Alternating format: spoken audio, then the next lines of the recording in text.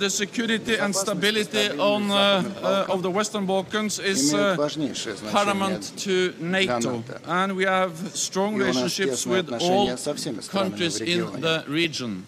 I welcome the work on the way in Skopje to implement the name deal, and I look forward to welcoming them as the 30th member of NATO once national procedures are completed. Се враќам во Македонија многу охрабрен. На сесијата за која што разговарале за Западен Балкан, практично има консензуална поддршка за Македонија.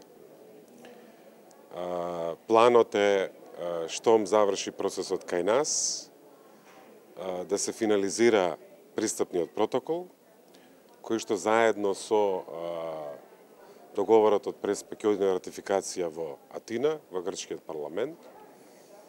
Потоа зависи од останатите парламенти на 28-те, освен Грција членки, кога ќе се формализира и нашето членство.